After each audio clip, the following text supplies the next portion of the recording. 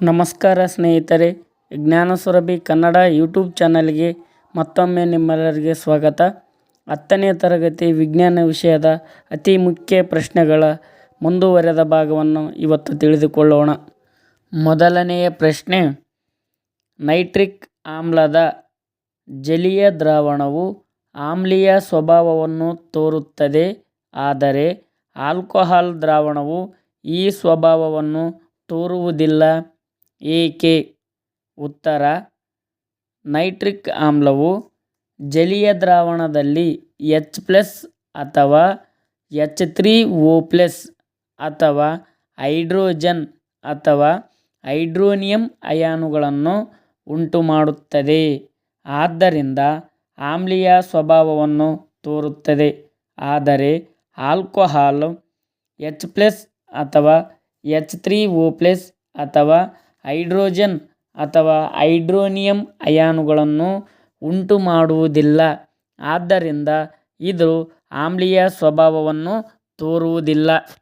ಎರಡನೆಯ ಪ್ರಶ್ನೆ, ತುರಿಕೆ ಗಿಡದ ಎಲೆಗಳ ಮುಳ್ಳು ಚುಚ್ಚಿದಾಗ ಚರ್ಮದ ಭಾಗಕ್ಕೆ ಅಡಿಗೆ ಸೋಡದ ದ್ರಾವಣವನ್ನು ಲೇಪಿಸುತ್ತಾರೆ, ಕಾರಣ ಕೊಡಿ. ಉತ್ತರ, ತುರಿಕೆ ಗಿಡದ ಎಲೆಗಳ ಮುಳ್ಳು ಚುಚ್ಚಿದಾಗ ಮೆಥನೋಯಿಕ್ ಆಮ್ಲ ಚರ್ಮಕ್ಕೆ ಸೇರಿ ಉರಿ ಉಂಟಾಗುವುದರಿಂದ ಅದನ್ನು ಶಮನಗೊಳಿಸಲು ಪ್ರತ್ಯಾಮ್ಲೀಯ ಗುಣವಿರುವ ಅಡುಗೆ ಸೋಡಾದ ದ್ರಾವಣವನ್ನು ಲೇಪಿಸುತ್ತಾರೆ.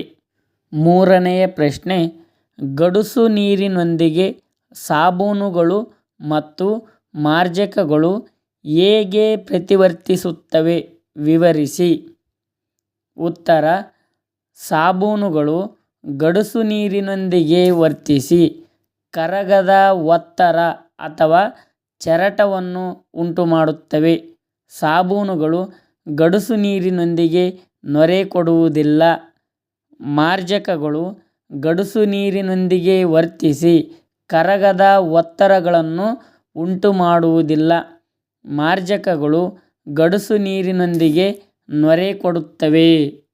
ನಾಲ್ಕನೆಯ ಪ್ರಶ್ನೆ, ಕ್ಯಾಲ್ಸಿಯಂ ಮತ್ತು ಸೋಡಿಯಂ ಲೋಹಗಳು ತಣ್ಣೀರಿನೊಂದಿಗೆ ಹೇಗೆ ಪ್ರತಿವರ್ತಿಸುತ್ತವೆ, ವಿವರಿಸಿ.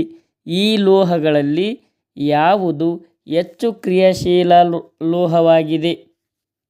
ಉತ್ತರ, ಸೋಡಿಯಂ ಲೋಹವು ತಣ್ಣೀರಿನೊಂದಿಗೆ ಅತಿ ವೇಗವಾಗಿ ವರ್ತಿಸಿ ಹೆಚ್ಚು ಉಷ್ಣತೆ ಬಿಡುಗಡೆಯಾಗುತ್ತದೆ. ಬಿಡುಗಡೆಯಾದ ಹೈಡ್ರೋಜನ್ ಒತ್ತಿಕೊಂಡು ಉರಿಯುತ್ತದೆ. ಕ್ಯಾಲ್ಸಿಯಂ ತಣ್ಣೀರಿನೊಂದಿಗೆ ಕಡಿಮೆ ತೀವ್ರತೆಯಲ್ಲಿ ವರ್ತಿಸಿ ಕಡಿಮೆ ಉಷ್ಣತೆ ಬಿಡುಗಡೆಯಾಗುತ್ತದೆ. ಬಿಡುಗಡೆಯಾದ ಹೈಡ್ರೋಜನ್ ಅನಿಲ ಕ್ಯಾಲ್ಸಿಯಂನೊಂದಿಗೆ ಅಂಟಿಕೊಂಡು ಕ್ಯಾಲ್ಸಿಯಂ ನೀರಿನಲ್ಲಿ ತೇಲುತ್ತದೆ. ಸೋಡಿಯಂ ಲೋಹವು ಅತ್ಯಂತ ಕ್ರಿಯಾಶೀಲವಾಗಿದೆ. ಐದನೆಯ ಪ್ರಶ್ನೆ, ಸತುವಿನ ಕಾರ್ಬೊನೇಟ್ನಿಂದ ಸತುವಿನ ಉದ್ಧರಿಸುವಿಕೆಯು ಒಳಗೊಂಡಿರುವ ಹಂತಗಳನ್ನು ಬರೆಯಿರಿ.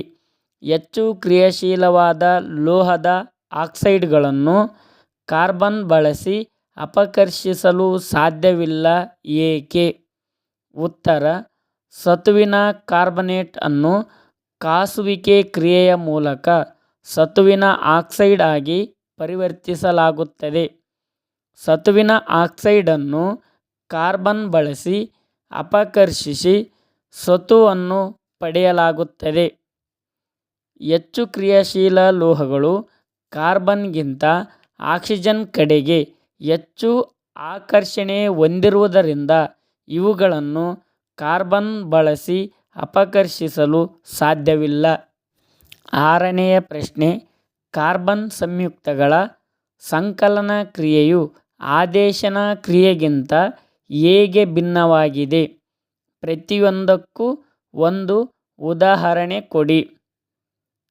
ಉತ್ತರ, ಸಂಕಲನ ಕ್ರಿಯೆಯು ಅಪರ್ಯಾಪ್ತ ಹೈಡ್ರೋಕಾರ್ಬನ್ಗಳಿಗೆ ನಿಕ್ಕಲ್ ಅಥವಾ ಪೆಲ್ಲೇಡಿಯಂನಂತಹ ಕ್ರಿಯಾವರ್ಧಕದ ಸಮ್ಮುಖದಲ್ಲಿ ಹೈಡ್ರೋಜನ್ನನ್ನು ಸೇರಿಸಿ ಪರ್ಯಾಪ್ತ ಹೈಡ್ರೋಕಾರ್ಬನ್ಗಳಾಗಿ ಪರಿವರ್ತಿಸುವ ಕ್ರಿಯೆಯಾಗಿದೆ. ಉದಾಹರಣೆ, ಈಥೇನ್ ಅನ್ನು ನಿಕ್ಕಲ್ ಅಥವಾ ಪೆಲ್ಲೇಡಿಯಂನಂಥ ಕ್ರಿಯಾವರ್ಧಕದ ಸಮ್ಮುಖದಲ್ಲಿ ಹೈಡ್ರೋಜನ್ನನ್ನು ಸೇರಿಸಿ ಈಥೇನ್ ಆಗಿ ಪರಿವರ್ತಿಸುವುದು.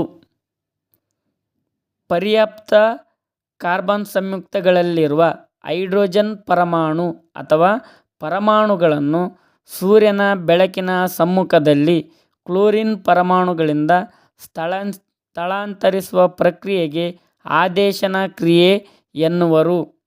ಉದಾಹರಣೆಗೆ,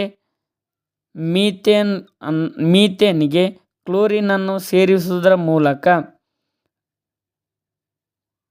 ಕ್ಲೋರೋಮೀಥೇನ್ ಮತ್ತು ಹೈಡ್ರೋಜನ್ ಕ್ಲೋರೈಡ್ ಉಂಟಾಗುತ್ತದೆ.